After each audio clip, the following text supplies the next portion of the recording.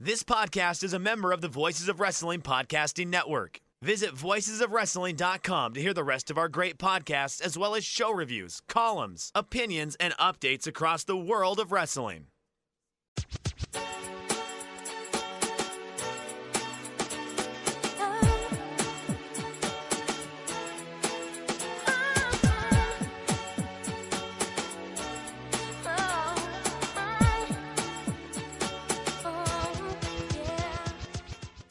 This is Everything Elite, the world's best podcast, devoted exclusively to being always ready to discuss all elite wrestling and the elite extended universe. I didn't put enough zzz in that.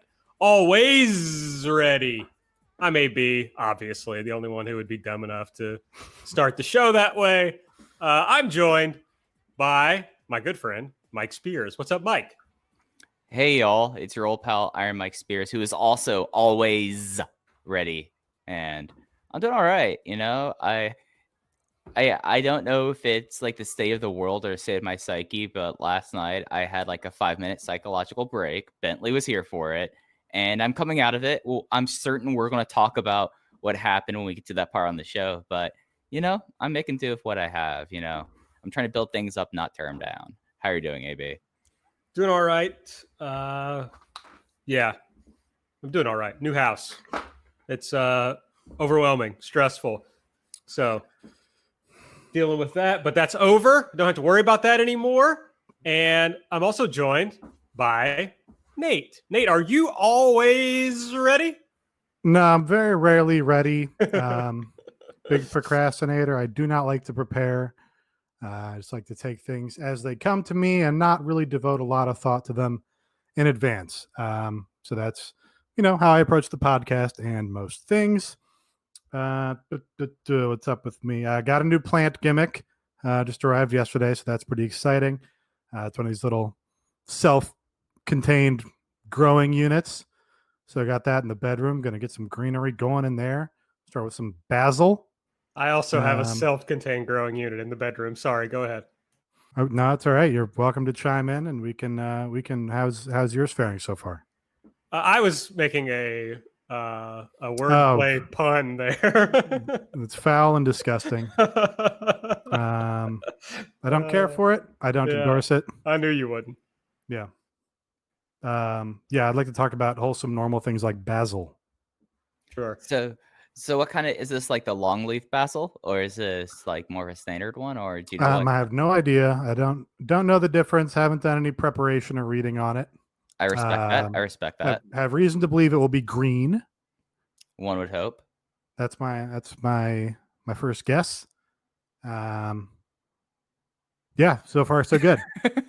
It's something like I've always like looked at those things. I know we've talked about our various plant lives on the show before, but it's one of those things I'm terrified that something will break in the middle of the night and my floor be flooded because bad things happen to me. But I fully endorse you turning into a gentleman farmer. I think that's a good brand choice for 2020, Nate.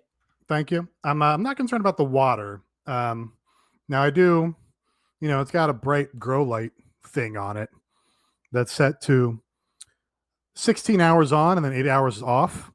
And it's just, you know, a daily rotation that way. And that's just not going to be enough granular control for me, like on the weekends where I would, you know, like to sleep in from time to time. So I'm going to have to get a smart plug gimmick or something so I can turn it off and have it turn on later in the day or on weekends or something like that. Maybe you got any smart appliances in that new home of yours? No. So I'm very mad about this. We had to buy a new washer and dryer because it was in the contract to leave the ones we had at our old house, and the new house didn't have any. So had to buy some. I don't know really anything about appliances generally, but the one thing I wanted was the Wi-Fi gimmick so that I could start it from my phone. And I can't imagine really ever using that, but maybe it would happen. And we got the washer and dryer installed. I went to do a load of laundry. And no fucking Wi-Fi, folks. So I don't know how I screwed that up.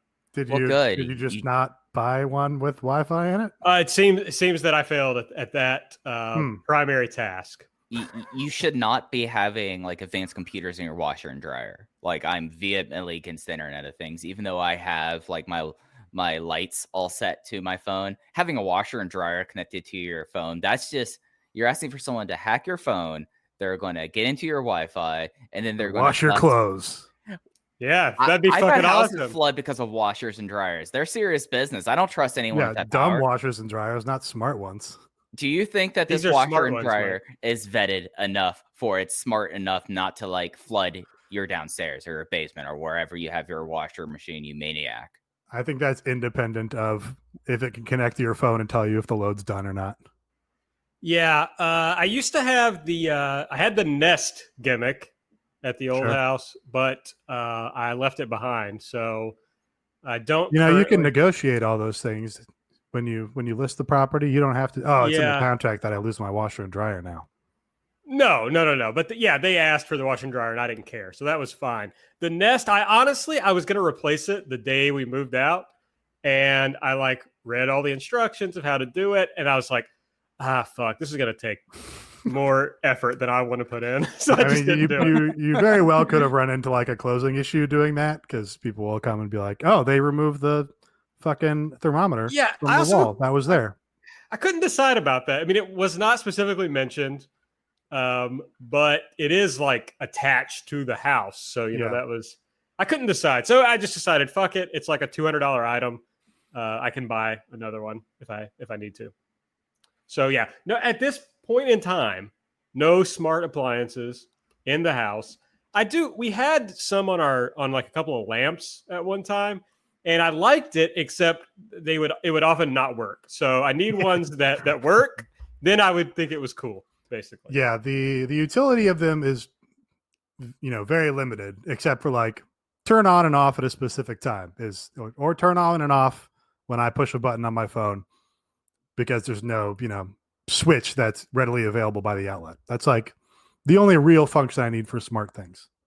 Yeah, I'm one of these weirdos who, like, when we're gone for some period of time, I'm like, oh, I want to be able to turn a light on at like a certain time on a certain day, you know, so people think I'm home. Even though it's like, you know, if you were putting that much effort into staking out my house, you would realize that I'm not there. Yeah, really delusional. I mean, you know, that's just like, that's everybody's dad's behavior. It's, oh, I need that lamp on a timer. So nobody, like, first of all, nobody's breaking into your house. It's not happening ever. And yeah, secondly, like, they're not going to be tricked by a light. This is Home Alone with the cardboard cutouts dancing on a sophisticated pulley system. Yeah, like I feel like that's something that my lights can do that. And yes, I know I was being a hypocrite talking about not trusting a washer and dryer, but I trust the lights because the lights can't flood my house. But just cause fires. Can flood it with illumination. I mean, that's also too. Maybe somehow I can get these lights actually give me a tan. I was looking at my skin earlier, and I'm incredibly pale even for myself. But like thinking about like scheduling your lights like this, like that's definitely something that my parents have told me like each time. Like, we're like, yeah, no, guys, I'm going out of time. It's like, do you have your lights set up on a timer? And I'm like, no. Like that's something like this. I can do that, but no, because when I watched Home Alone, I realized it was an act of fiction. Yeah, my wife's parents have like old school timers on basically every light in the house. So the ones with the twist knobs. Yeah, so they just like come on and off at a given time every day, and they have as long as I've known them. So it's very funny. I don't know, maybe I should try to get her into smart appliances so she can use it from her phone.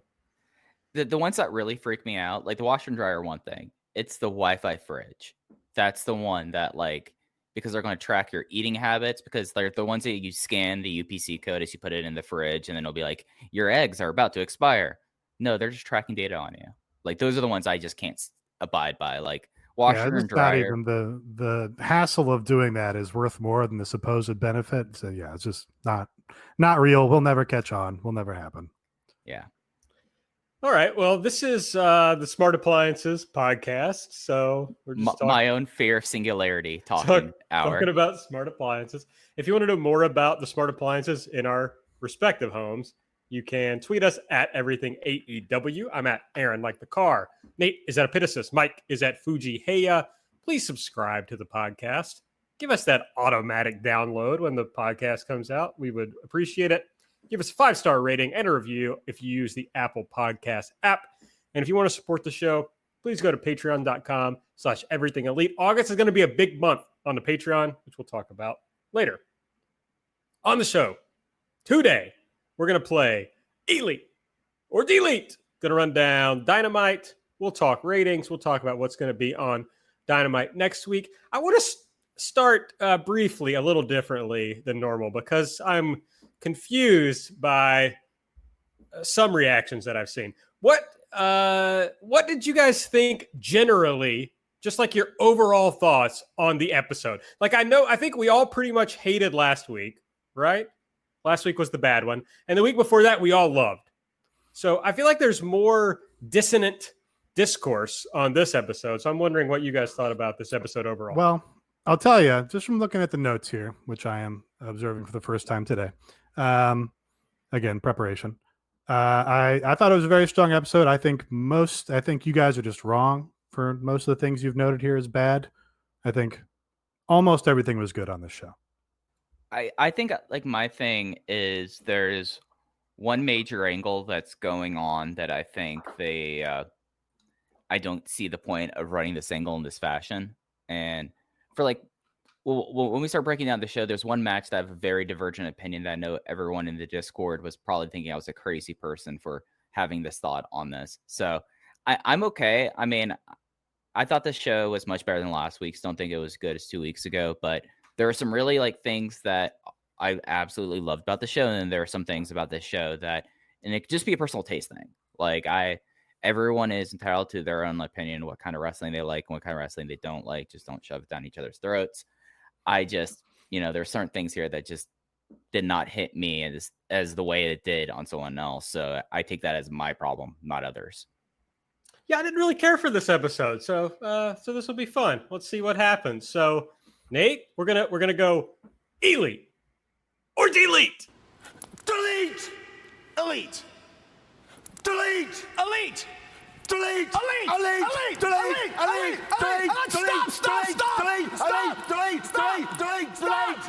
And I want you to kick us off. So what was your favorite thing on a show full of things you enjoyed? I'm not sure you left enough time there to drop in our extremely popular Elite or Delete drop. I've got it handled. Okay. It's good. It's good. Because it was kind of a run-on sentence where you just carried from one thought right into the next. I did. I like not as smooth today as I normally am. Sorry, everyone. I like to think that AB each week likes to find a new editing challenge for me. So that's just this one. So yeah. So I have some thoughts, or I had a couple candidates, I should say, for the Elite thing that I'm going to pick here. But again, looking at your guys' notes here for what you might be talking about, I'll pick something off the board.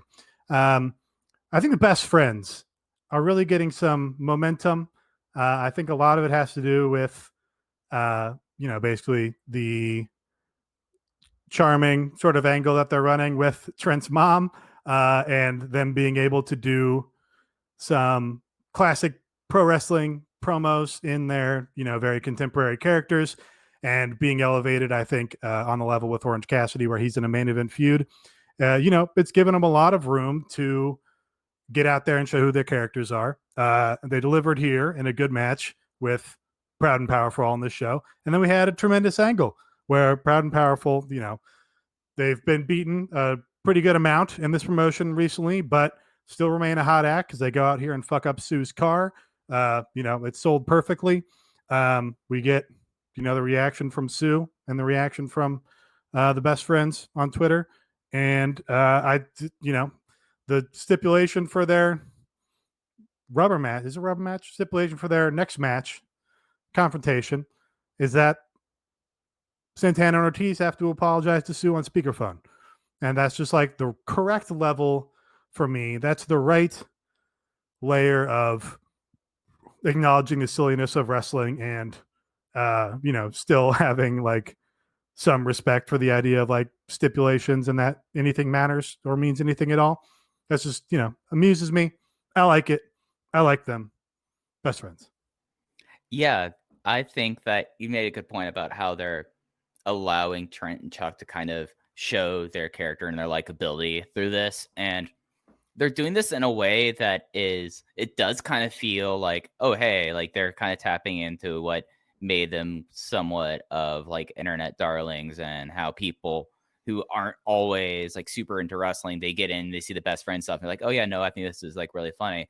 But it also taps into like the idea of like wrecking someone's car and like getting so furious about it. That's a really like just like old school like Southern angle that you would have, being like just like some like the angle of like people getting hit by a car. A lot happening in like Mid-South and in Memphis, and it's a very like smart update, I think, to modern wrestling and modern wrestling sensibilities. These four guys have great chemistry, and I think that this could be a feud that they could have run for a while. They could have the fact that that the best friends beat them again, and they refuse to do the apology on speakerphone in the middle of the ring, and it could lead to like a bodega street fight, and then we can see deathmatch Dustin again, and I think that would be really good. And I think it's something that, you know, with like the tag team scene, like they need to be able to show that they can have plans for more than one tag team or more than one feud at the same time, and it seems like that they're doing that. And you know, and their match was fun. Like their match was a solid match. So it's something that I think across the board,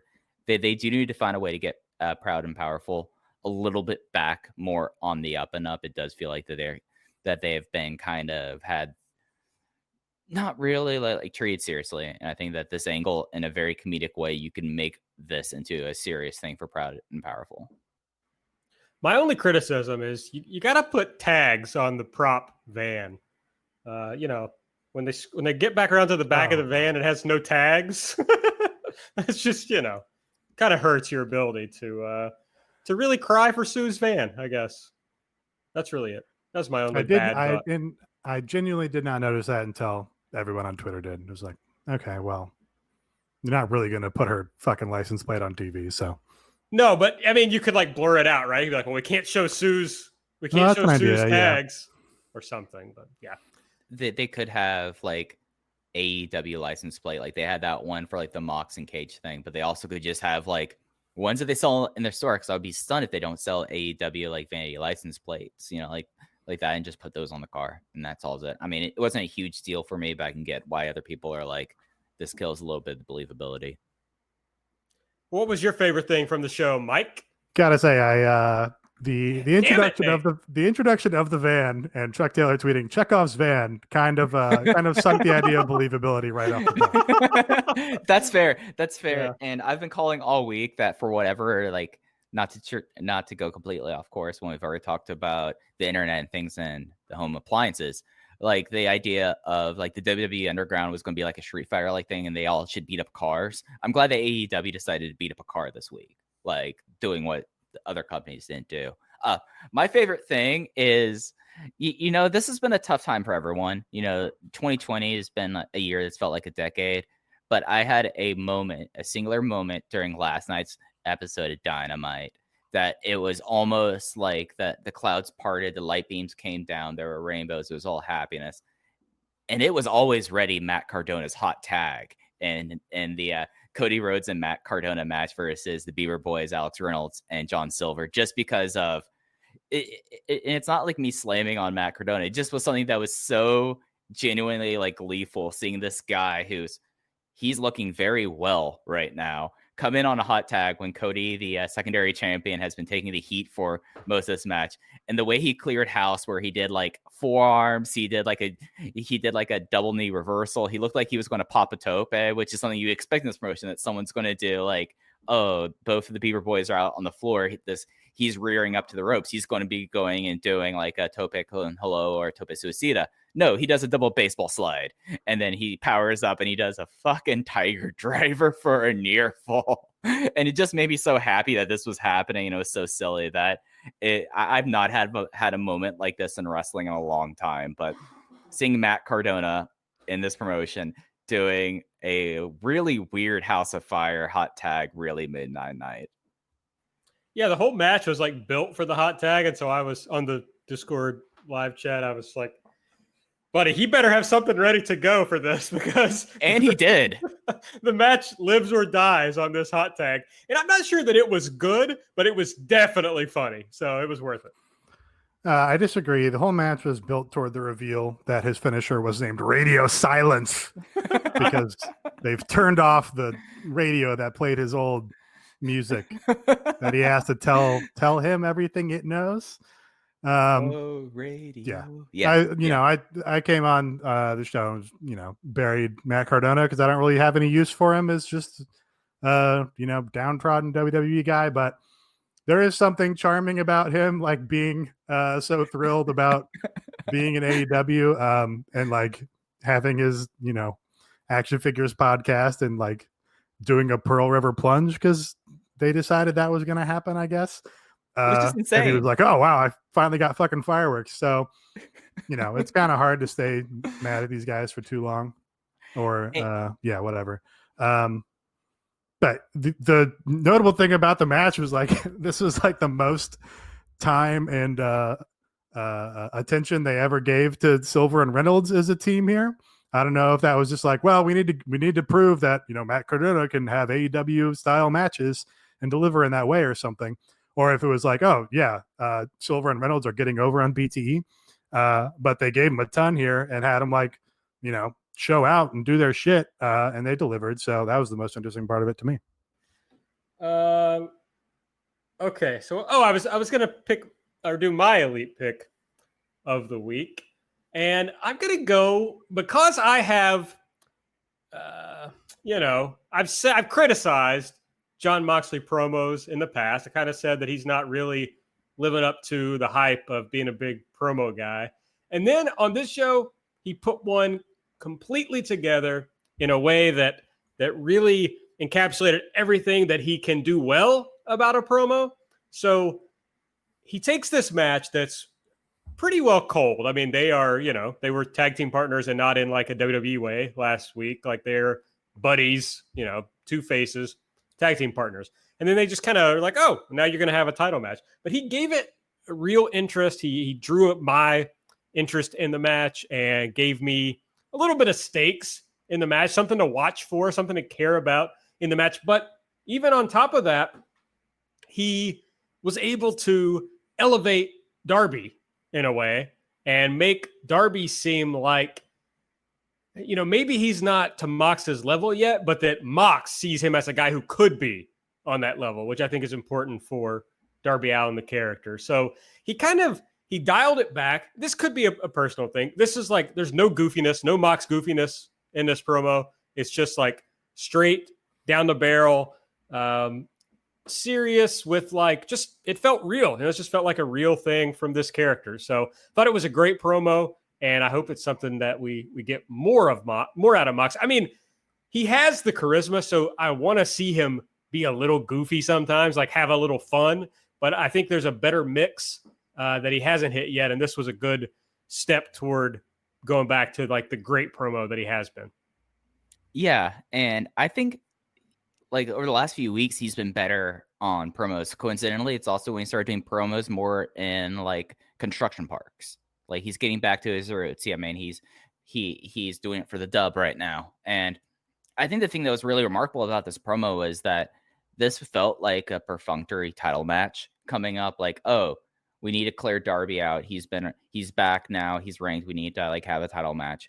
And they did it. And Mox did it was only like what, about a minute 15, maybe less than a minute. He gave a very clear reason for what's his motivations are coming to this match. He put over his opponent. He made sure he was going like, I'm going to win, but Darby, when I put you down, stay down. I've been through a lot of things and I've realized things. I see a lot of that in you. And I feel like it's really been building up in a certain way that like, I'm hoping like this is more of the Jon Moxley stuff we see versus like, I think that after Jericho, he just kind of was just out there in the wilderness and they kind of refocused him a bit with the whole Brian Cage angle. And maybe this is something that it's directed enough. And now he's going to be moving into a program with MJF for the pay-per-view that I expect that this is the kind of momentum that I want to see like Jon Moxley on the microphone have. I guess like one thing that's interesting to me is, has Moxley mentioned MJF on these past two shows?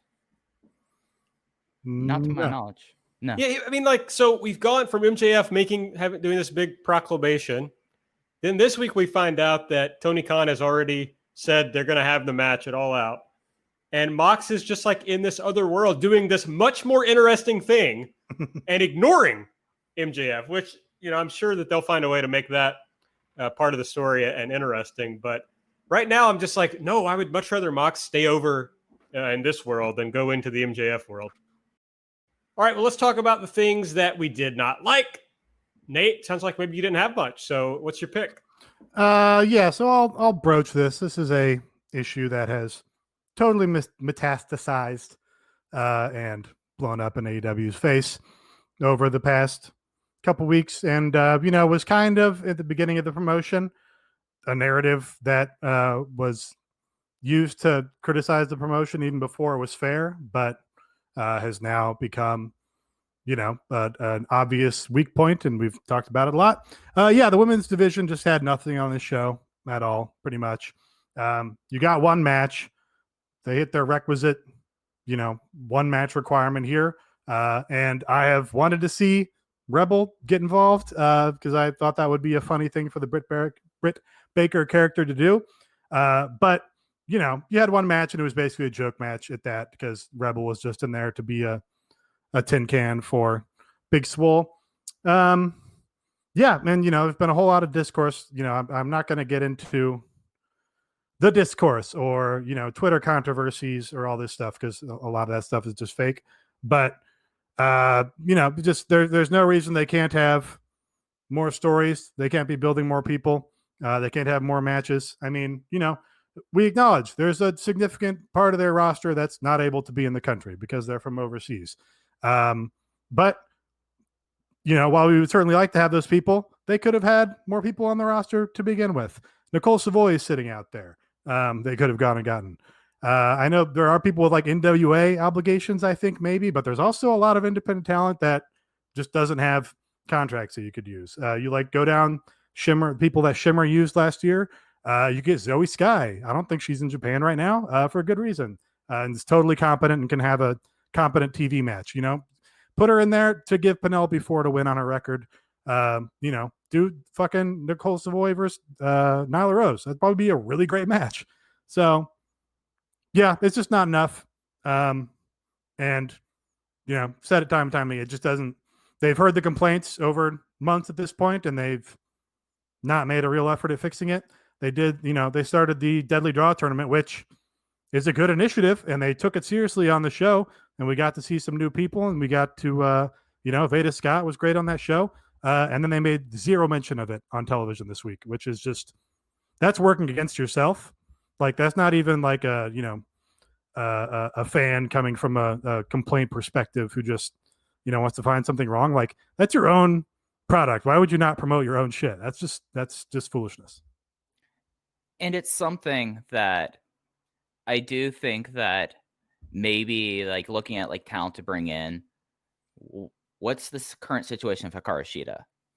Your women's champion, they made a big deal with Hikaru Shida, like wanting to have challengers, and they did like this quick program with Diamante. It didn't exactly really pay off, and it didn't really like knock it out of the park. But like someone like Nicole Savoy, you brought up there, they have a pay-per-view in 30 days or less than 30 days. And we have no direction whatsoever of what the world women's title is looking like. And it's something where like a lot of it is, at least this is just like my read situation. Like there is like the COVID factor and the fact that they've been tremendously unlucky in a lot of ways with some injuries that have happened. But it does seem like in a lot of ways that it does kind of seem like 1 week you have one women's thing, 1 week you have the next women's thing. And other than like the very quick like Britt Baker segments, which, hey, I mean, they've mostly been solid. So I think like that's been like a pretty decent build. You just like, there seems to be a complete inability for them to on the same show have two storylines go on with the women. And then you have the Women's Tag Team Cup, which is something that I think that even though it does very much seem like that one person's in charge of one thing and one person's in charge of the other thing, it's a smart idea, especially considering how depleted their women's division is. And with the people they've been bringing in with Dark, like they've already hired a lot of the people from Dark that they thought was like worth it. So like you're bringing in people like Tay Conti and like this. So like you have that, but it seems like that, at least in my opinion, in a lot of things, like this whole entire situation, it's a problem of their own making. It's a lot of unforced errors, and it's something that I don't think that there is a responsible fix that can happen within the next month or within the next 3 months. I think this is something that's going to take years, and that's dumb and it's bad, and it's how they've programmed the promotion, and it's a slight. And I know that a lot of things, they live and die by ratings and segments, and maybe the segments say that, but you're never going to have the situation where you could rely on people. Because I know like one of the big things was women's main events. I saw that article about like that out on WrestleNomics today. I did not get a chance to read. I just saw that this article was published, and you're not going to have a situation where you could feel comfortable and that you're going to be able to have that unless you already like are preparing things on TV for your viewers to begin with. And I think that is, again, another unforced error. And it's something that I don't want to go see like a situation where they have like a world women's match with like Hikaru Shida versus someone in the main event and for it to fall flat. And they've created a situation where it would happen, right? So it's like you have to kind of like, they've had like almost a year of TV and they have not done anything to like within their viewers' minds and their attention spans to like want to stay around it and build it so they don't have those situations. So I guess like in a roundabout way, I completely agree with you. It's just like I kind of look at it more as like an overall environmental set of errors that they have, and that's not even getting into other things that have become parts of the Twitter discourse. Yeah, no, if they're going to improve the division, they have to start investing in it, and they're investing in it less now than ever. So they're moving backwards. And I understand that it's a ratings-driven product, and they live and die by television. And if they have to introduce new people to get them over, to make them deliver in the ratings department, like I understand that's maybe not doable in every segment on the show, but outside of the Britt Baker program, they're not making an effort to do it whatsoever on these last few shows. That certainly sounds like a good reason to make women stars on your show if you're going to need to drive ratings.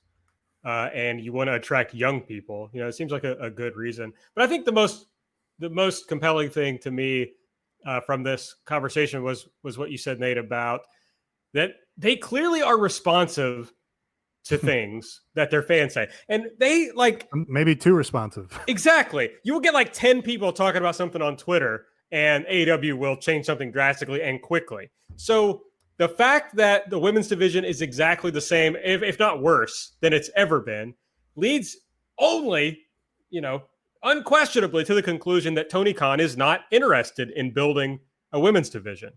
And until that changes, I really think that's why there's this whole issue about, Kenny has some influence for a while. Brandy has some influence. She does this little thing. It's because Tony doesn't really give a shit about it.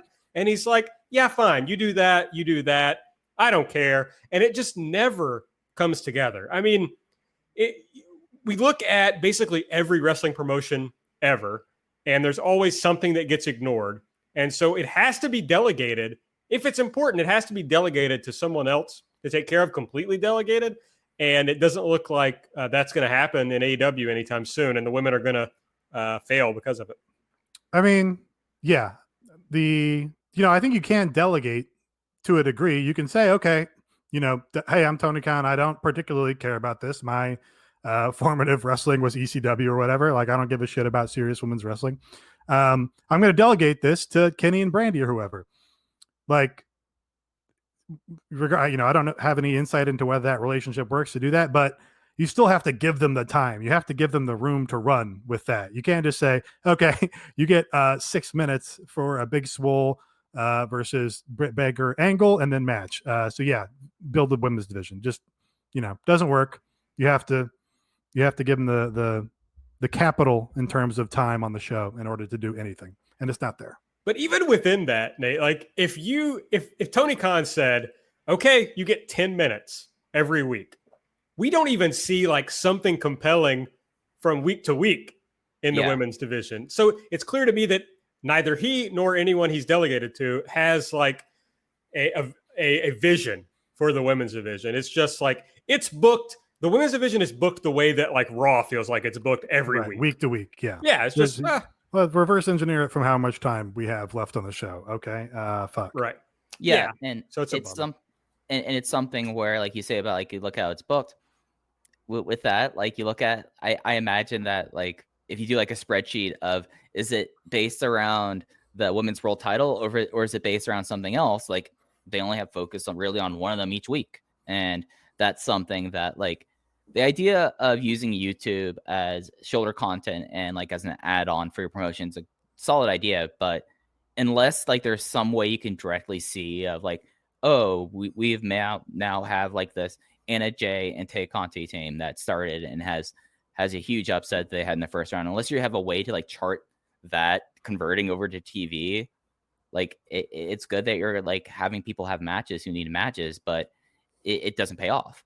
So it does seem like that everyone involved, at least in that decision making, there's no coherence to it whatsoever. And until there's a little bit of coherence, it's going to be like this. And it's going to be something that each month they don't fix it. As I say, it's going to be another month tacked on to them putting things into a situation where things do well. Yeah, I mean, is anybody gonna complain about Hikaru Shida versus cheerleader Melissa getting hot shotted on a week just for a title defense? Aforementioned Dust, Zoe Sky, Sea Stars might have NWA deals. I think they might have appeared on NWA or something. I know at least Ashley Fox does. Yeah, or had at one time. Brittany Blake. There's a lot of Priscilla Kelly's been in the company, totally competent, can be on television, has television appeal. There's just plenty of people they could be using. So I don't, the argument that, all their top talents overseas. Well, we're not we're not containing this virus anytime soon. So you kind of have to start with new talent now. B. Priestley and Riho aren't walking through that door next week. Yeah, no, it's true. But it goes back to, like, it's a leadership problem, right? And a vision problem. And it just doesn't exist for this division. So I don't know. It's frustrating for those of us who are interested in women's wrestling and like women's wrestling, because I really want to just be like, you know what? Fuck it. I'm just not going to think about it, not going to care about it. But I'm not going to do that because I actually think it's important. Well, that's kind of why the way that Bushiroad does it, they typically do it in Japan, is great, because you don't have the problem of, women are obviously second-rate citizens of this promotion, which is just the case here where, the men's wrestling gets 95% of the time. In Japan, it's just like, well, it's a men's wrestling promotion. You go there to watch men. And then we have women's wrestling promotion over there. You go there to watch women, and they get all the fucking time in the world. So you can kind of see the logic that way. And yeah, it'd be nice to just say, okay, well, I'm going to watch my Stardom, I'm going to watch my Seedling or whatever, and not worry about AEW's women. But then it's in your face every week when you get 4 minutes of women and you go, okay, well, there's no avoiding it. Yeah. All right, Mike, what's something that you did not like from this show? Well, all right. I had one thing I was thinking about talking about, and then I'm going to veer to the second thing. I'm not going to be a grump about that because of a personal taste thing. I'm going to be a grump about something that I think is completely illogical. MJF's like title campaign thing, the whole election thing. I know we talked about this last week. It continues to fall flat. The purpose of this, like, you can base this off of the fact that he's only been in one match where his side lost the fall. You don't have to do like a political angle because it's election year. You don't have to do one that feels so derivative of EC3's one in TNA where you can almost go like beat for beat. And I'm not even like a big Impact TNA head, but like this seems like it's such like a hollow feud and something that when they have rankings, when they keep stats and when they make a big deal about like people who are challenging, like being a part of like the top 5, you could always make that debate and say, hey, I have not had a title shot. The only match I've like lost the fall of is this one. I won a title shot, and you could build it up there, and you could. There's other ways to get Moxley other than like building up like this fake political campaign against them, which is just like a waste of time when you could actually be doing things that are more rooted in this. And we've seen MJF have recently a very compelling feud with the Jungle Boy that was not at all based off of just like some bit that he was doing, and it just seems like it in a lot of ways.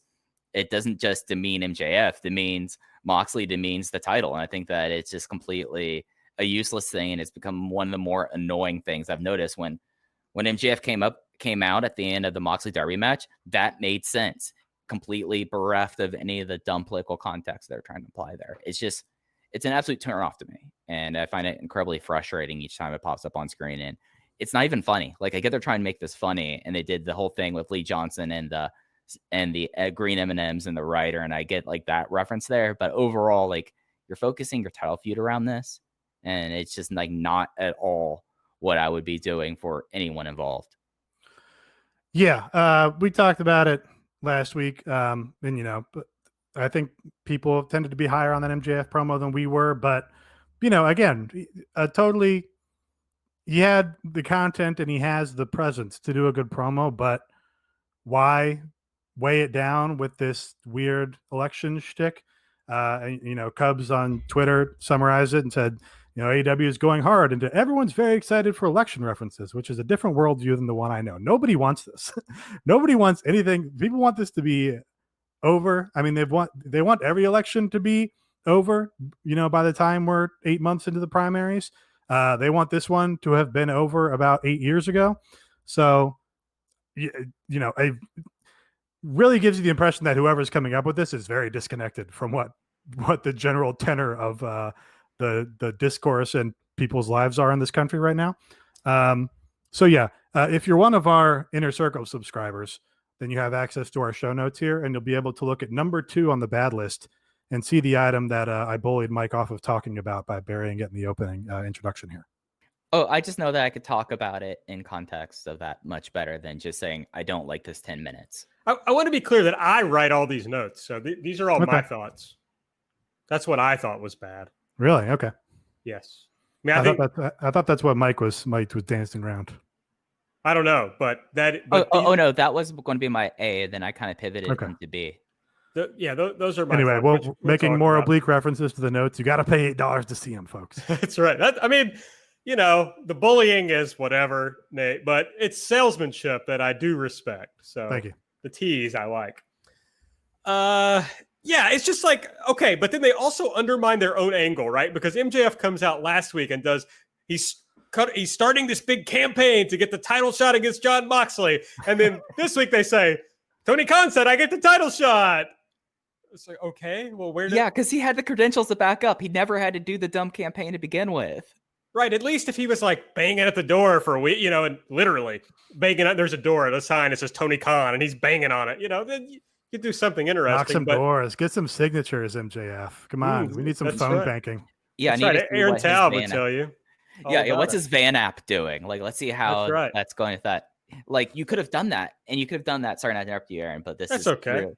But you could have done that and say like, oh, he's completely saying I'm not in the rankings. I have to go win matches to do this, and have the matches be the campaign with air quotes. Like, there's ways they could have done this and not make it just feel hack. I agree. And, like I said, you got Mox in this whole other actually compelling thing. So it seems dumb. I for one am shocked that the millionaire son of a billionaire is not connected with the common person watching AEW. I mean, for whatever reason, I kind of suspect this is an MJF idea. I don't know. Maybe just because he commits to it and he's committed to it and going fully into it. And, but we have this idea that people are able to do their own ideas in this company. But, I don't think MJF's particularly hard off either. So. Well, he also strikes me as one of those guys who would be like, I'm not really into politics, don't really think about politics that much. So maybe maybe he's not in touch with, it is weird, I guess. Cause a lot of times like maybe it's me changing of like, there were definitely times when I really enjoyed the like competition aspect or like the entertainment aspect of an election. You want to sit down and watch the returns when they come in. And it's like, I don't know if it's just me, but it sounds like it's all of us, but it's like, I could not give a shit less about anything related to this, except, at least there's an exciting possibility that Trump might be gone. But I try not to get too excited about anything because it will just be fucking Joe Biden. So, yeah. Okay. What's the thing that I hate the most? But even on that, not to go too far astray here, Biden's winning plan right now, and the one that he seemed to be unusually smart in sticking to, is that he's just staying invisible and not doing anything. And people like that. People are like, yes, I don't have to fucking hear this guy speak. I don't have to see his name. All I know is he's going to make the other guy shut up for a while. So let's just keep it that way. And it's like, okay, yeah, that's actually a valid strategy here. It's particularly funny because that was Hillary's strategy. Their whole idea was that if they let Trump talk a ton, he would piss off the voters, and they would let him run the news cycle. And of course, that instead led to him running the fucking news cycle. But now it's like worn on all of us so much. Yeah, now people are like, okay, I understand what this news cycle looks like for 4 years. Yeah, so finally, like, the Democrats always just do the same thing they did the last election. But this time it actually worked. So, or it's working. God, who knows what's going to happen. But okay, my delete pick of the week. I think, and I talked about this on some other audio that we do, but I just think you're beating Darby too much in big matches. Yes, you can beat Darby a lot. He's an underdog. There's no doubt about that. But okay, before COVID, they were doing a very good job of Darby would show up. They would present him as a very big deal. The crowd would go crazy for him. He'd leave for a few weeks. He'd come back, same deal. This guy's important, and the fans understood it and accepted it and treated him as important. But now we've seen him lose to Cody in a couple of matches. We saw him, and I know there was cheating in one in the Jericho, but we saw him lose to Jericho. Now we've seen him lose to Moxley for the title. And so and it's not part of the story. We don't have Darby cutting promos like Colt Cabana did that, well, I just can't get it done in the big spot. I need to do something different. So it worries me that it's just like they realize Darby is a guy that is compelling enough to be in a main event and is going to have a good enough match for it to be worthy of being in the main event. But I'm not sure that it's basically, if there's any Stardom fans out there, it's like the Jungle Kiona issue. It's like, you beat somebody in big matches so many times, or the Hiroki Goto problem, right? I guess more people watch New Japan, that eventually the fans don't take it seriously when that person is in a big match anymore. And I worry that they're at the beginning of doing that to Darby. So I have 2 points on that. I think I've agreed with you. Or I've made the same similar point in the past where I said that his booking goes backwards or something. I think this does. I have a hard time applying it to this specific show because the main event was really good and he looked like a badass in it. So it's hard to complain about that because it was a really good match and those guys are like perfectly suited for each other and it delivered. And again, Darby looked like a badass with the finish. But as a pattern, you look at the matches with Cody and everything, and you can see that more consistent as a pattern. And I had more issue with it in the Cody matches because he didn't look like such a badass. He looked like a guy who got beat by a goofy pin or whatever. So that's my sort of thought as it applies to this. I think the other issue is that we also don't see him win other big matches, right? Like, or really even other singles featured matches. I mean, I guess he beat Sammy, but it's making me, I'm having a hard time bringing to mind another like signature win for Darby. So they've put him at this level where it's like, oh, this guy's a future star. We're going to treat him like a star. We're going to put him in big time matches with our top people like Jericho and Cody and Moxley. But because he's on that level and they're not ready to give him his big wins yet, he just loses all the time. So I don't know. I guess the compromise is like you do stuff on Dark or whatever. Scorpio Sky has like 20 wins on Dark. We just need like some money in the bank of like, oh, here's Darby on Dynamite showing that he can win and be a winner against somebody else. And that way we still keep him somewhat legitimate before, jobbing him to our champion or our other champion again, I guess. Darby's longest AEW win streak was 3 matches, and it was against Preston Vance, Kip Sabian, and then Sammy in that TNT tournament. Like, yeah. Those are the value of wins he has. Yeah, that's a problem. And it's like, and you can we talked a lot on this show about hierarchies and why hierarchies are important, but Darby because of where he is, he can be a perfect like gatekeeper style wrestler where there's like a level of guys that he beats a lot, but then then you can understand, you can tell the story that he can't quite get over the hump in the big match, in the big title match yet. But you're right, Nate. They're not doing that.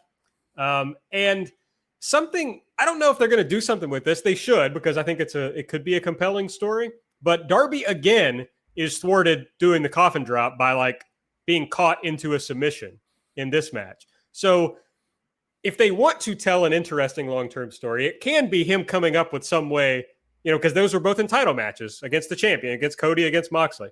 So if he can find a way to overcome that, which it's something about like, obviously it's a fascinating part of his character that like he's the daredevil type who his finisher is literally jumping off where he can't see and falling on top of you. So it's like he has to take that step of, I don't know, appreciating the risk a little more or strategizing a little, but there's something interesting there. I'm just not sure that they're telling us that story. It might just be headcanon. Yeah, I do. I'm not really worried that they're going to put him in the Goto zone yet, because I think we still have enough faith to say, yeah, at some point they're going to give him a really big win and it's going to be meaningful. Like I'm pretty sure they're going to do that. We have reasons to believe that they're invested in this guy. But I will say, just on the point of this match, they did a really good job putting over those aspects of Darby's character.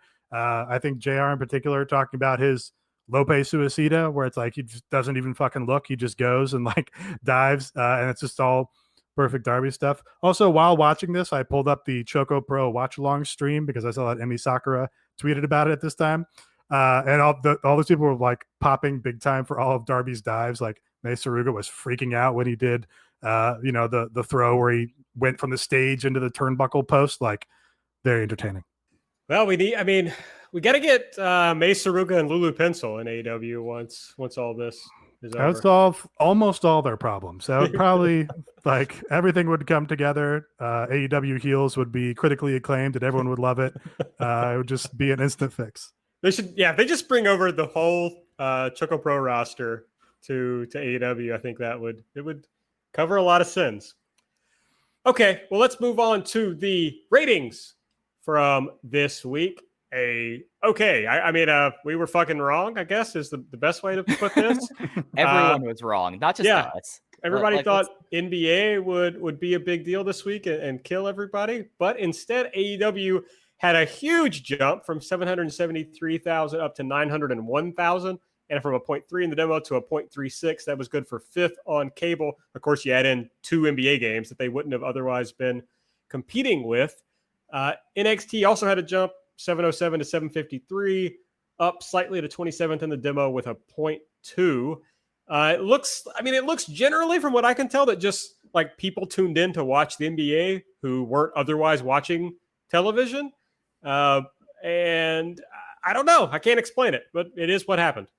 I mean, first we should give thanks for, as we are now in the light of the demo god, that much like the book of Exodus and Moses, we've been brought to a holy land where we may not be able to enter the holy land just yet of AEW being on top of the ratings, but we see it off in the distance in the ether.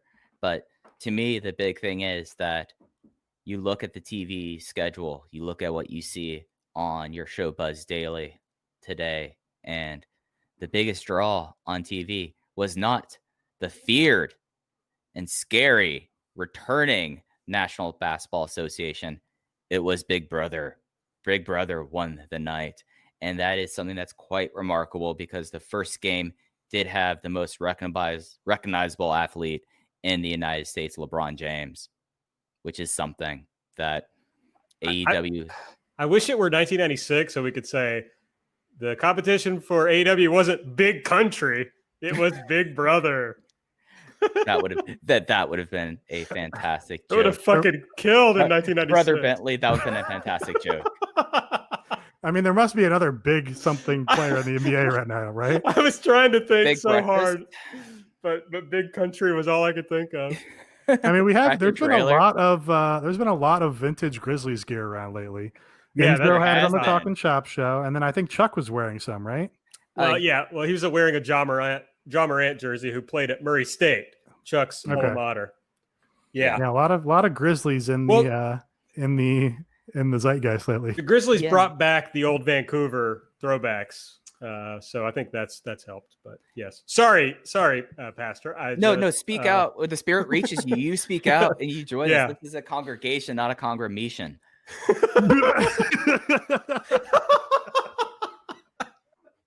I've watched a lot of I've listened to a lot of Holy Boys, and maybe that's what's rubbed off on me for this. But it's something where you like look at what we had on TV, and everyone was thinking this. It wasn't just myself; it was everyone thinking, "Oh, NBA is back, baseball is back." That we all thought that AEW, because AEW viewers have been shown they'll circle back to AEW. They will watch it on DVR. They'll watch like recordings, but if there's some live event, they'll go towards it. But maybe it was the fact that I looked at the box scores because I was watching the show. Like pretty much the Lakers, it was not a close game either of these games. So maybe they could have flipped over, saw the game, and like, nah, that game's not worth watching, and stayed on. Like it's the most rational thing. I would also like to say that Brother Cody's war with Guys Grocery Games continues unabated. I fear for what happens if Guys Grocery Games ever overtakes them in the ratings, but it's going to be interesting. Especially with like what's coming up, like we've been seeing like weird fluctuations, and they ended up having their strongest week since COVID, which is something really worth saying. I mean, 0.36 was around about what they were having in the before times. Like 0.36 was about how they were evening out to. So it's kind of interesting stuff, and I'm going to stop saying that like the Book of Revelations is here, because that obviously didn't work. I do want to say that if AEW, basically NXT was as close to AEW as AEW was to just like fucking demolishing everybody on cable. Like if you increase their demo by a 0.16, they would have just fucking crushed everybody. Yeah, like that's the wild thing. Like the NBA games did not do well. Like it was 1.8 million viewers. Like not an insane amount of things. I think one problem was the Lakers clinched the number one seed like the game before, so they didn't really have anything to play for, and they showed on the court that they really didn't give a fuck about the game. So I think that probably didn't help. I'm just, Cody's been having his fun with Guy Fieri here. I'm just getting anxious for when he's going to call out Tucker Carlson. They topped Hannity this week, which was they don't do, but this week AEW above Hannity. Tucker Carlson is the next guy on the list. So when's Cody gonna put his money where his mouth is and call him out? Cody has some real Tucker Carlson energy, I would say. I think that's unfair. I cannot tell you the last time I saw a clip of Tucker Carlson, but I feel like he's gone full, white supremacist. Oh yeah, he's full fash. There's no doubt about it. Okay, but can't you imagine in a different world, Cody also wears a suit better than Tucker sure, Carlson. But can't you imagine Cody being a bow tie guy? I mean, I think that's not that far from the realm of possibilities. Yeah, most of the Southern guys I knew in college did like their bow ties. Ugh, bow ties.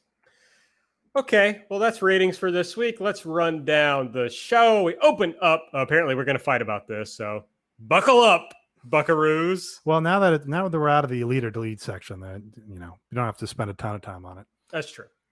Opened the show again with a multi-man tag match. This time, a 12-man Brody Lee, Colt Cabana, Evil Uno, Stu Grayson, and 9, who I still don't know who that was, defeated Kenny Omega, Hangman Page, Young Bucks, and FTR. Brody Lee pinned Hangman with a lariat. I should also mention that during the match, Dax left ringside with an injury. Cash went with him, so it was down to a 5 versus 3. I think Hangman also left originally, right? But then came back. Yes. That was, I really enjoyed this match. A world of difference, you at least must admit, from last week's opening multi-man match. This one was at minimum considerably better than that. But yeah, just like, Meltzer's been shouting it out. This is like why the Young Bucks are, among the best multi-man match planners probably in the history of the business, because just had a ton of moving parts here. Had 6 guys on each side in and out of the ring at all times, and yet you still had a pretty coherent story. And you had mid-match stories here playing out with, the Revival leaving and abandoning the Elite, and Hangman going with them and then coming back. You had the building a feud, obviously, with him and Brody Lee on his failed recruitment to the Dark Order. You've got Kenny and Colt interplay.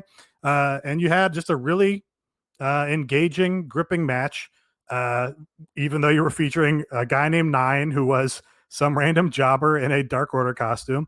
And like Allin Angels was, in the ring for a considerable portion of this match, in there with the Bucks and Kenny and Hangman, all these people, and just bumping his ass off. So I thought a really successful segment, both in being an entertaining match and, giving you some development on stories, but not in a way that feels cheap or, feels like it's detracting from the result of the match. My counterpoint is the Bucks have been trained to understand how to do multi-man wrestling. The biggest formulative moment for them before even New Japan was spending a long amount of time in Dragon Gate, where the multi-man match is king. That is your big match. But the thing about this is you have a 12-man tag, and it took them a while to hit a certain pace, but you can't have the slowness in this. Like, the pace picked up towards the end as it should. And I turned around from really being kind of negative on the first 8 minutes, but as soon as they turned out to be like a 6-on-5 for a while, and specifically when everyone was teeing off on Allin Angels, who I think was MVP of this match, by the way. Allin, Nate, you're dead on by this. Allin Angels ruled in this situation. It was a kind of a slog, because the thing about these matches are, you have at its core is, when you have more than a trios match, you pretty much have to do something insane. It had to have a long stretch that neutralizes every other person on the other side. And they finally came around and did it. And they did a nice, the nice setup for what would have been a tag team champs finish, ducked out, and then who they should probably have be the next big challenger for the tag team, the champions, got the pin. And I thought that was an excellent way of getting there. And basically as soon as they went towards that portion of this match was great. It just was, for me, the build up to that portion. When you have all these people out here, and when you start, and this is supposed to be their hot start match, you can't shift into gears. You have to immediately be going full pedal to the floor. And that's why I wanted out of this match. And it got there, but it took a while to get there. Yeah, I agree with Mike. I think that I fucked up. Who wasn't in this match? Was it FTR, Hangman? No, was Kenny? it Uno or Grayson that wasn't in the match? They were both in the match. They're both in the match. It was a 12-person tag. It was 6 versus 6. I just left out Allin Angels. Yeah, you left out Angels. Sorry, Allin. You were very good. You were the MVP of the match. You were very good here. Yeah, I agree with Mike, so I'm not going to repeat what he said. I'm after this match, I'm more interested in whatever Brody Lee's doing next. Him versus Hangman, or Brody and Colt versus Kenny and Hangman is one of the more interesting title challenges that they will have done recently. I've been talking about Brody and Colt being the people to take the titles off of Omega and Page, and I think that's a very good way to go. Yeah, I think this is actually a title feud with big stakes, where they really, as much as I love best friends, it didn't feel like there was the stakes there. So I'm all for it. This is definitely a feud I want to see them go on to until All Out. And then I guess Dax is apparently hurt, is injured. Do we know? I mean, Oatgan called it a work. I mean, what do we think? I assumed it was a work to tell the story of this match. Yeah. Okay. It does seem like there was a thing of him at a trainer's table that he posted. So, I mean, it could be anything. That could be a work. I mean, if my complaint, I voiced this on our Patreon show where I discussed BT, is, really retreading the same ground here with the Elite relationship and Adam Page and FTR. Are they friendly or are they enemies?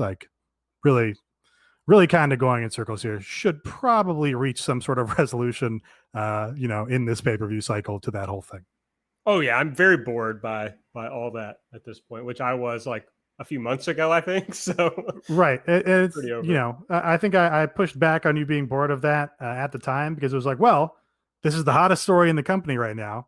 They just need to keep progressing it. The problem was they didn't progress it. They just kept doing things and then going back on things, and then 2 steps forward, 1 step back kind of thing. So yeah, you need a forward progression. Yes, it's a line allows progression, as they say. We see Chuck and Trent show up in Chekhov's minivan, as Chuck told us. And then we got the Moxley promo I talked about earlier.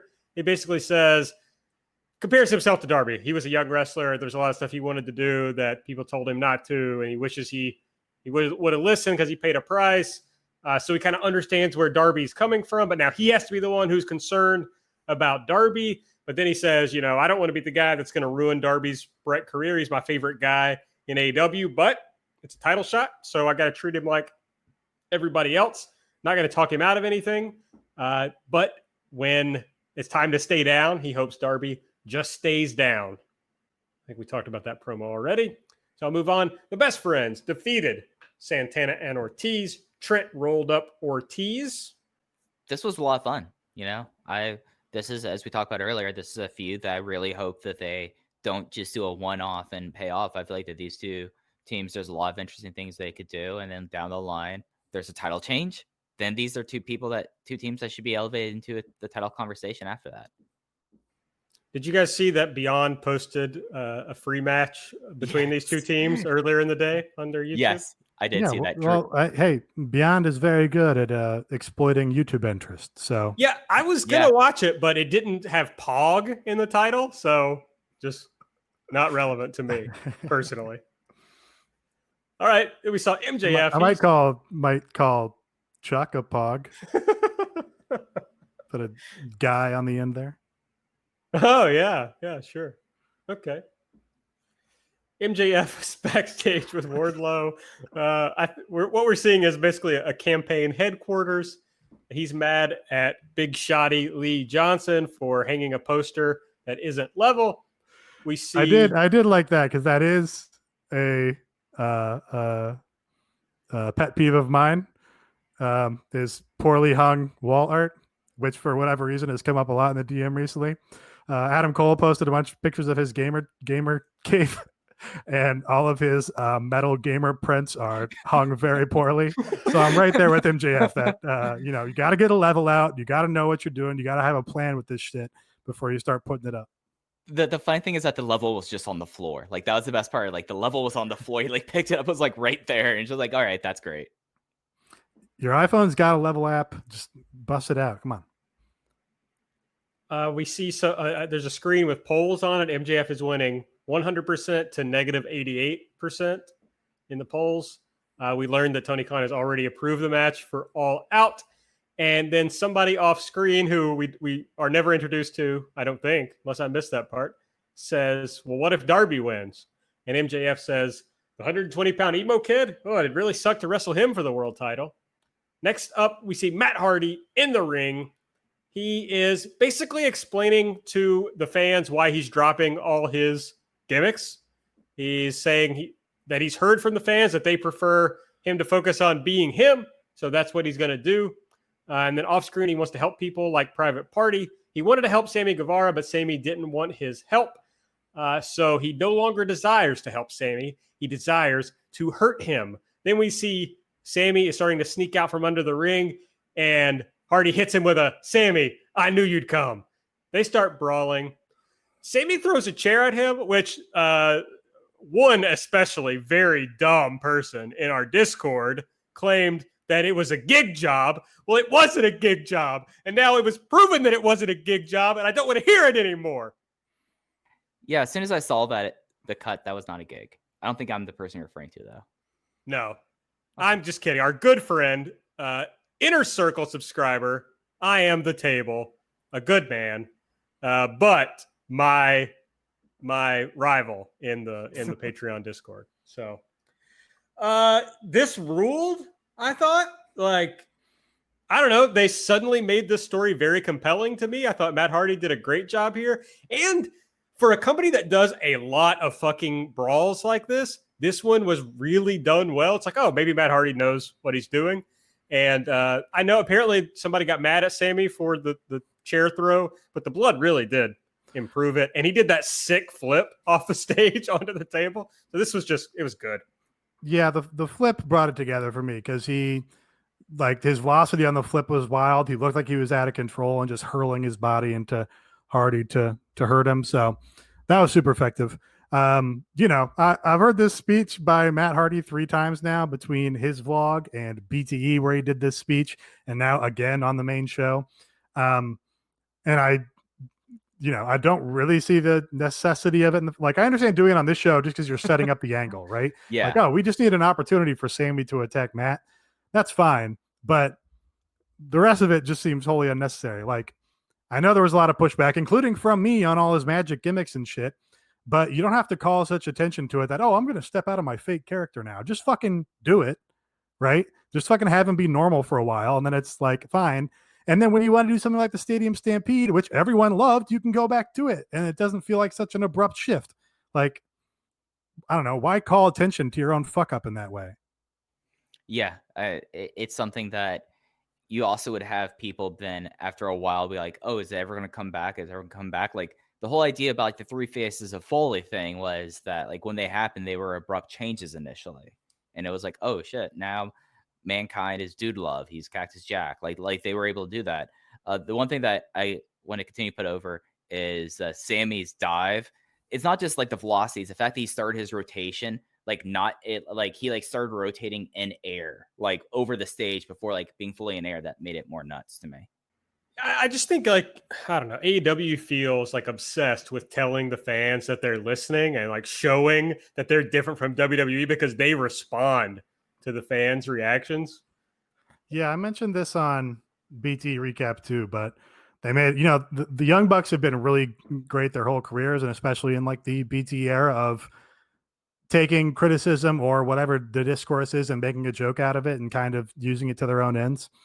Which they did on this episode, talking about how, oh, we always beat our monsters in 1 week and then our monsters are dead, which is like, I don't really agree with that complaint. And I don't know that I'm not sure they're listening to the right people, basically. Basically, they should be listening to us and they shouldn't be listening to other people. I think that's most of my point here. Yeah, I have to agree with that. We saw Santana and Ortiz out back. They're destroying Sue's minivan, and Santana paints Sue on the hood and then puts an X through it. Like, that's Sue. Which I loved.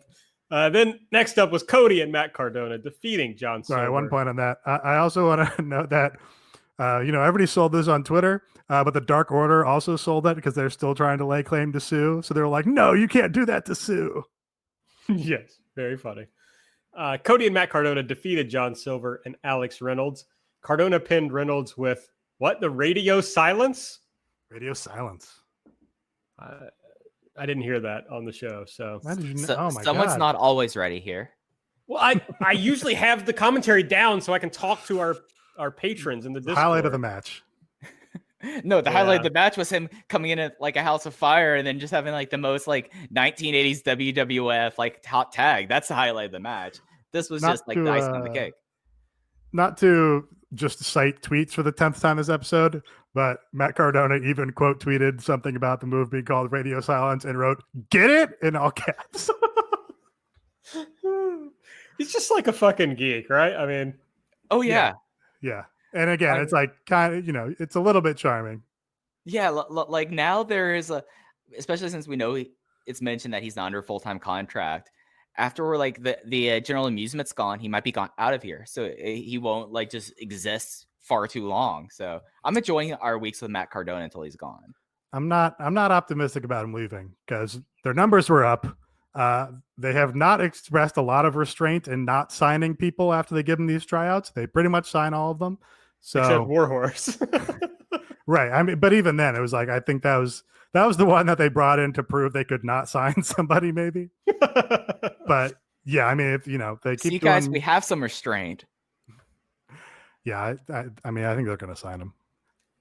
After the match, Cody's walking out the entrance way, and Scorpio Sky greets him, taps the belt. We've got a TNT championship set up. This is, carrying over an angle from Dark, where Scorpio cut a promo saying basically he's 7-0 on Dark, but that's not the ceiling on his career. He's a main event player in this promotion. Yeah, it would have been good to see that promo on the show, maybe.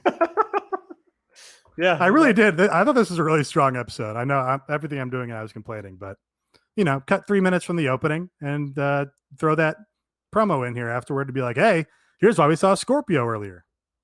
Yeah.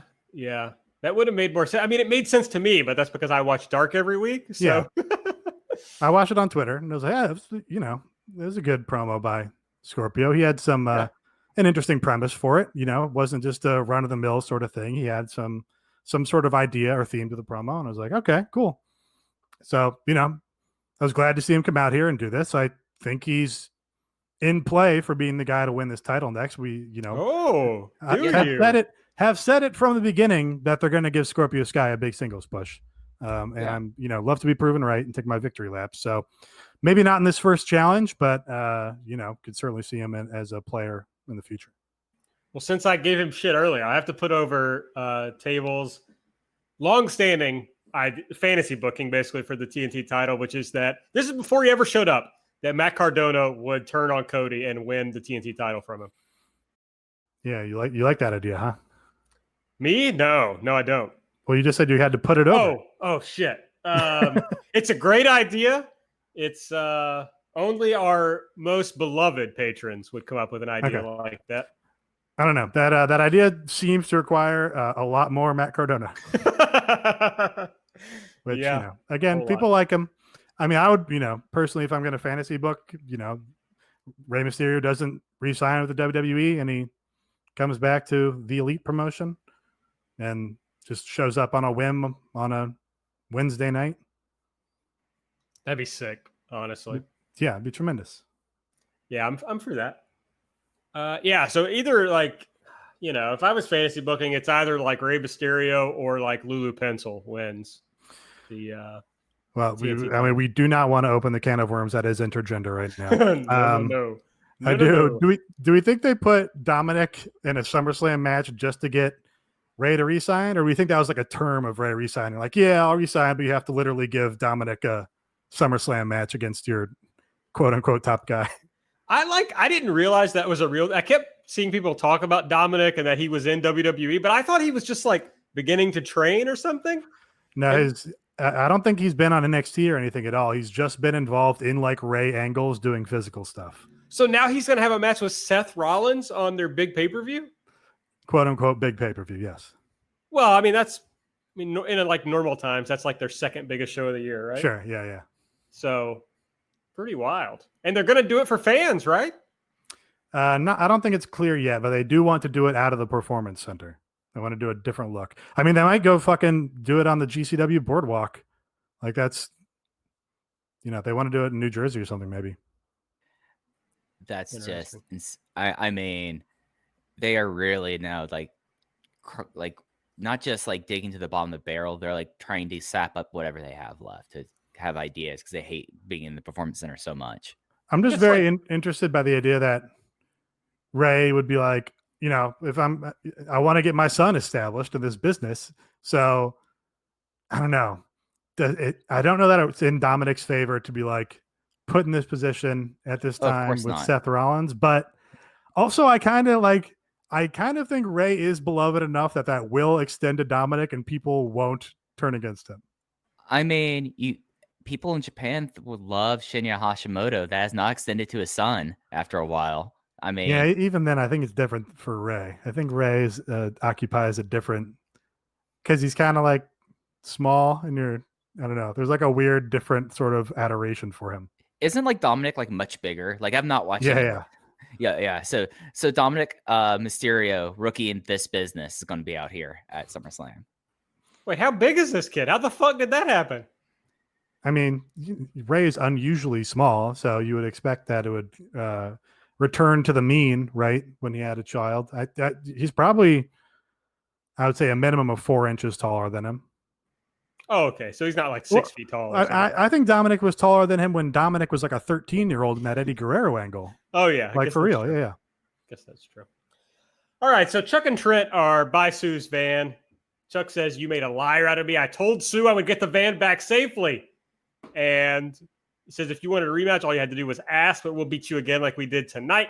And Trent says, "And when we do beat you, you're going to personally apologize to my mom on speakerphone." Which is good. Tremendous. This led into the Chris Jericho versus Orange Cassidy debate. The first thing we find out is that the guest moderator is Eric Bischoff. not going to recap this whole thing, but I'll give like a few of the highlights, I suppose. Jericho was mad Orange didn't dress up, so Orange pulled out a clip-on tie. Jericho said he hates that Orange doesn't take anything seriously. Basically, they're doing a bit where Orange doesn't talk at all to any of the questions until there's a question about rising sea levels, and Orange gives us some thoughts on climate change. Then he again doesn't answer anything else until he finally tells Jericho to shut up. He says, I know what you're doing here. You scheduled a debate against a guy that doesn't talk, which I thought was a funny line. He says, you're trying to embarrass me, but I don't care. But what I do care about is next week I care about the match, the biggest match of my life. But it's also the biggest match of your life, because can you imagine losing to the guy that puts his hands in his pockets? Then he gets very serious, says he wants Chris to look at him in the eyes, look at the man who's going to embarrass him, the man who's going to beat you. Eric Bischoff declares Orange Cassidy the winner of the debate.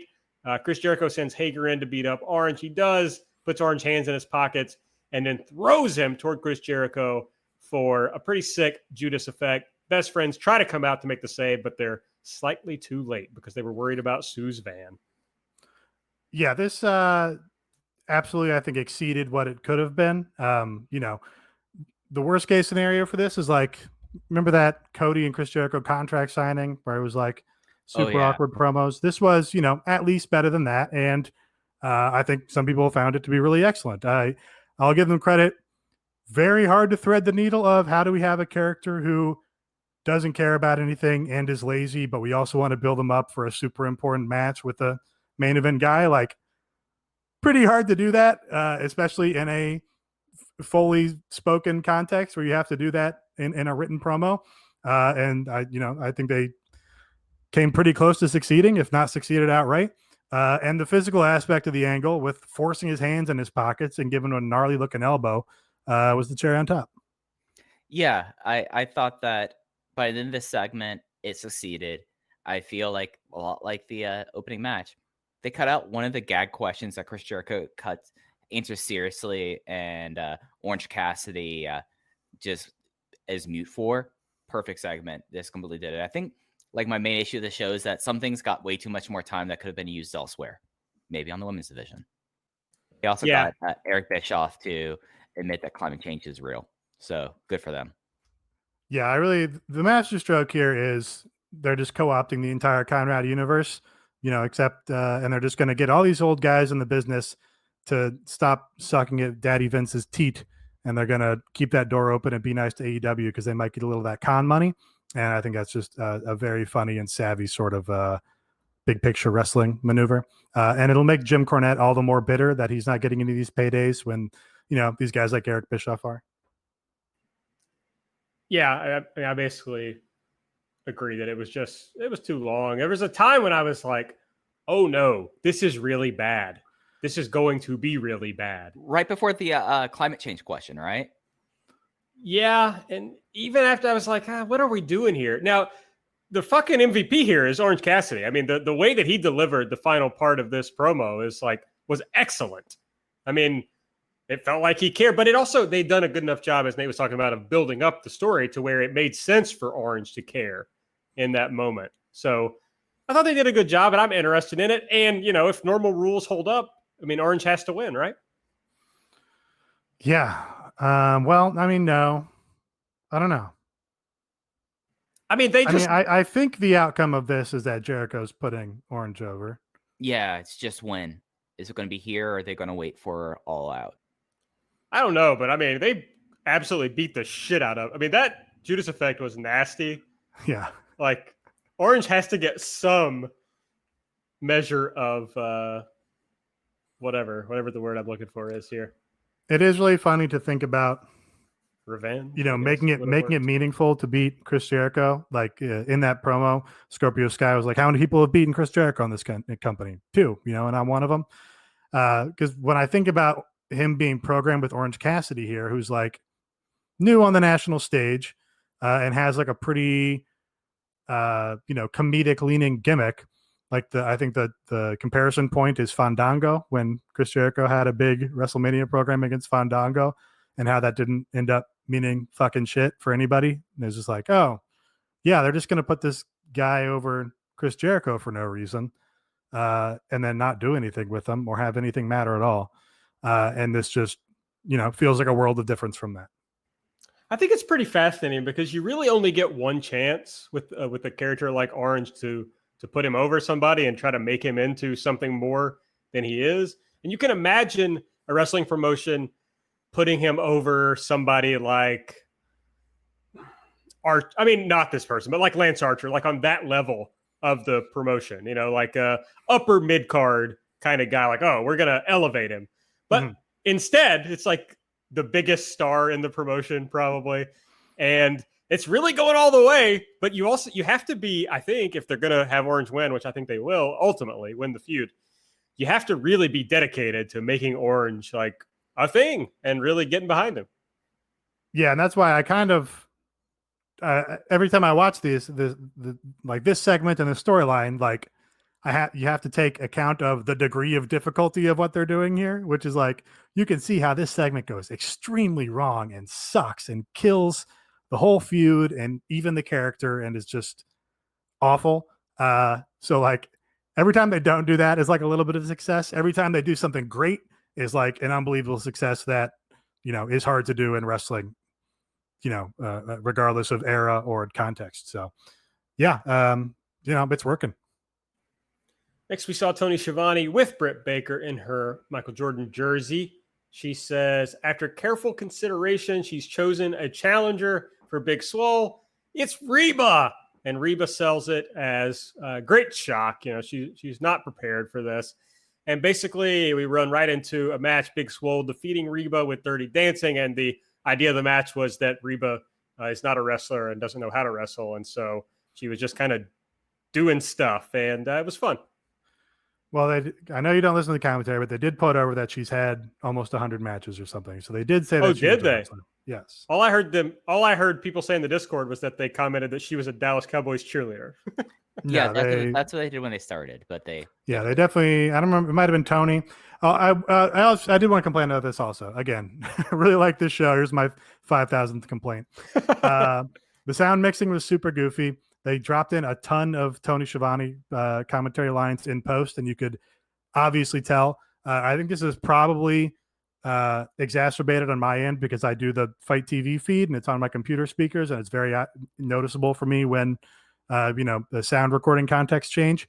And as everyone pointed out, the piped-in sound, preferable to last week where the crowd was down and it sounded like an empty tomb or something. But after 2 hours of the piped in crowd sound on this, it was like, okay, extremely obviously fake now, kind of working against you.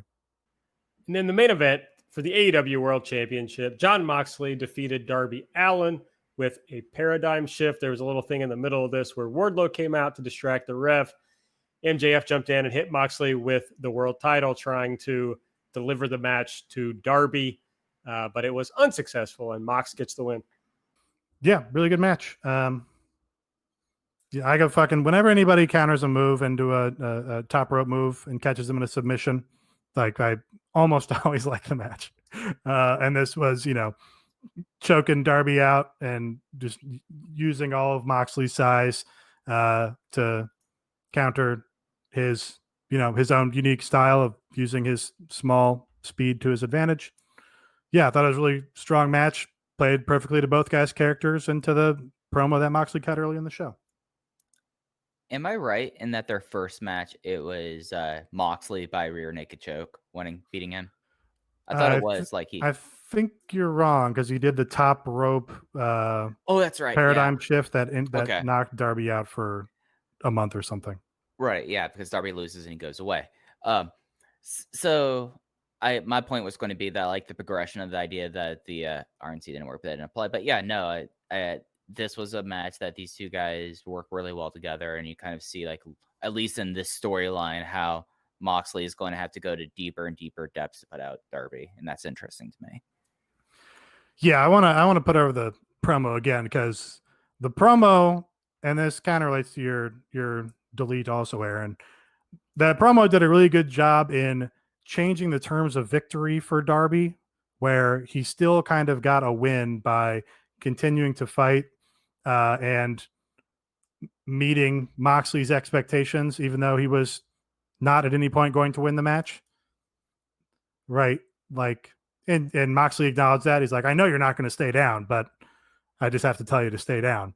And, Darby didn't until he was, ultimately put out. But yeah, I think that was the real genius of that promo is it told you that Darby was going to win, but it still established a path through which Darby could look like a badass. It's also just like, I think there's a lot I really liked about this match, but I just kind of still have some weird feelings when I see Darby like on the screen in the show, whatever. So yeah, I don't know, but there was a lot of cool stuff. Moxley just like being like, no, I do God style pile drivers now. Right out of the sleeper too. Just like, no, I'm just going to do the Suzuki thing completely. It's pretty fun. So yeah, it was good. I enjoyed it. If you enjoyed the show and you want to support us, you can do so at patreon.com/everythingelite. We do lots of bonus audio every month, including our Wednesday Dynamite preview show called Light. Mike and I preview Dynamite. We also review Dark. And for the time being, we're going to be reviewing the Women's Tag Team Cup. And Nate gets us through all the vlog content that is relevant to you, so that you need to know, so you don't have to watch it all. But also, if you watch it, Nate also just does fun reviews that are worth listening to anyway. Sometimes. It varies pretty wildly. This most recent week, I forgot I had not recorded after I took my NyQuil, so I might not have been entirely lucid.